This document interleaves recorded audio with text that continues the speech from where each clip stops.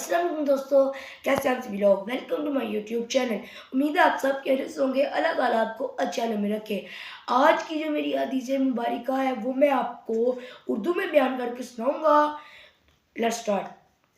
حضرت ابو ہریرہ رضی اللہ تعالیٰ عنہ سے روایت ہے کہ حضور نبی اکرم صلی اللہ علیہ وآلہ وسلم نے فرمایا، میرے گھر اور میرے منبر کے درمیان کا حصہ جنت کے باغوں میں سے ایک باغ ہے اور میرا منبر میرے حوض پر ہے۔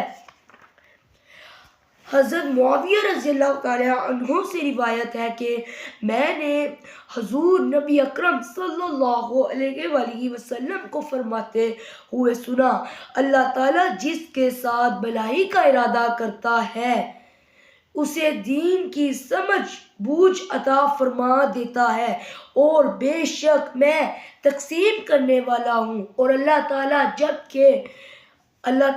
مجھے عطا فرماتا ہے۔ ایک اور جگہ ارشاد فرمایا، حضرت انس رضی اللہ تعالیٰ عنہ سے مروی ہے کہ حضور نبی اکرم صلی اللہ علیہ وآلہ وسلم نے ارشاد فرمایا، تم میں سے اس وقت تک کوئی مومن نہیں ہو سکتا جب تک کہ میں اسے اس کے والد اور اس کی اولاد اور دیگر تمام لوگوں سے عزیز تر نہ ہو جاؤں۔ وما علینا الا البلاغ المبین۔ میں ملوں گا آپ کو اگلی ویڈیو میں، تب تک کے لیے اللہ حافظ۔